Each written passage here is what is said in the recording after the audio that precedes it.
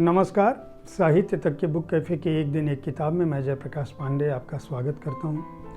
रामायण, रामचरितमानस, श्री राम के चरित्र के बारे में किसी हिंदुस्तानी को बताने की ज़रूरत नहीं है। आप किसी भी धर्म, संस्कृति, सभ्यता में जी रहे हों, श्री राम के नाम से अवश्य अवगत होंगे और यह भी इस बात से भी अवगत होंगे कि रामायण महर्षि वाल्मीकि ने लिखी थी और रामचरितमानस गोस्वामी तुलसीदास ने लिखी थी। यह पुस्तक जो मेरे साथ है, इसका नाम है सीतायण। सीतायण की लेखिका चित्रा बनर्जी दिवाकरुणी हैं। चित्रा बनर्जी दिवाकरुणी अमेरिका में रहती हैं। उन्होंने यह पुस्तक अंग्रेजी में लिखी है। यह पुस्तक सीता के परिप्रेक्ष्य से राम की गाथा कहती है। इस पुस्तक के कवर पर भी यही लिखा है। इसका अनुवाद आशुतोष गर्ग ने किया है।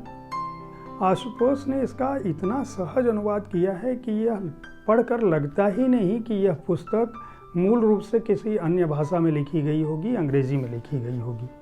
चित्रा बनर्जी पुरस्कृत लेखिका हैं, बेस्ट सेलिंग लेखिका हैं, कवयित्री भी हैं। लेखन के क्षेत्र में काफ़ी नाम कमा चुकी हैं। उनकी पुस्तकें 29 से अधिक भाषाओं में अनुदित हो चुकी हैं। वे अमेरिका में रहती हैं और भारतीय पौराणिक विषयों की जानकार हैं। उनका कहना है कि रामायण निश्चित रूप से विश्व के सबसे महानतम महाकाव्यों में एक है। वह एक दुखांत प्रेम कथा है, एक ऐसी प्रेम कथा जिसका नायक अपनी पत्नी से बार बार बिछड़ता है, लेकिन फिर भी वह राम की गाथा है। चित्रा इस पुस्तक के बहाने सीता की गाथा काव्यात्मक शैली में अपने ढंग से कहती हैं। चर्चित लेखक अमिताभ घोष कहते हैं कि भारतीय नारी के जीवन पर लिखी गई यह असाधारण रूप से काव्यात्मक अभिव्यक्ति है। बहुत सारे लेखकों ने, दुनिया भर के लेखकों ने इस पुस्तक की तारीफ की है। यह पुस्तक बताती है कि किस तरह से महाराजा जनक को सीता मिलती हैं। सीता के मिलने के बाद किस तरह वे उन्हें अपने घर में लाते हैं। सीता का अपनी बहनों उर्मिला और दूसरी बहनों से किस तरह का संबंध होता है। सीता बचपन से ही किस तरह से दैवी आभा से भरी हुई होती हैं, किस तरह उनकी शादी होती है।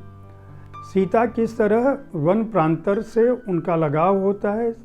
सीता किस तरह अयोध्या पहुंचती हैं, राम से शादी होती है। शादी के बाद जंगलों के प्रति उनकी जो रुझान है वह उन्हें स्वप्न में दिखता रहता है कि उनके साथ क्या होगा। वे दैवी आभा से भरी हुई हैं, इसकी भी कल्पना उन्हें बचपन में ही हो जाती है।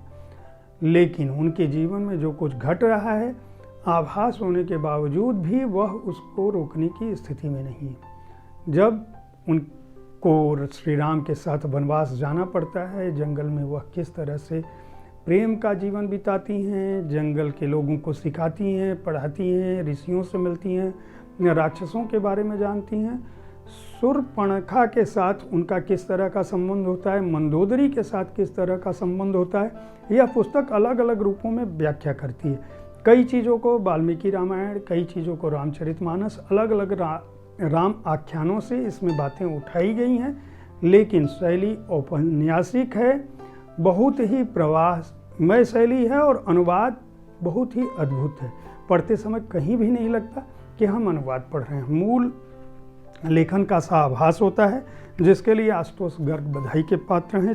चित्रा बनर्जी दिवाकरुणी भी इस बात के लिए बधाई की पात्र हैं कि उन्होंने सीता जैसे गंभीर चरित्र की स्त्री को अपनी शैली में एक आम मानवी के रूप में चित्रित किया है, जो अपने पति से प्रेम करती है, जो अपने सास ससुर के साथ उसके संपर्क कैसे होंगे इसका प्रयास करती है, किस तरह से खाना बनाकर उनका दिल जीतती है, किस तरह से कैकेयी के साथ उनका युद्ध होता है, किस तरह मंदोदरी के यह कहने पर कि वह उन्हीं की खोई हुई बेटी है वह समझती है, किस तरह से वो रावण के साथ अपने संबंधों को देखती हैं, किस तरह लक्ष्मण के साथ संबंधों को देखती हैं। पूरा का पूरा आख्यान एक स्त्री दृष्टि से लिखा गया है। उपन्यास बहुत ही बेहतर बन पड़ा है। इसके पब्लिशर हैं मंजुल पब्लिकेशन। मूल्य है केवल 350 रुपये और पृष्ठ संख्या है 342। अगर आप पौराणिक आख्यानों में रुचि है तो यह पुस्तक निश्चित रूप से खरीद कर पढ़ें। यह आपको श्री राम को देखने का भी एक अलग दृष्टिकोण देगी। सीता को देखने का दृष्टिकोण तो देगी ही देगी। उम्मीद है साहित्य तक का यह एपिसोड आपको पसंद आया होगा। कल ठीक इसी समय ऐसी ही किसी एक पुस्तक के साथ मैं आपसे फिर मुखातिब होऊंगा। तब तक के लिए देखते रहें साहित्य तक। धन्यवाद।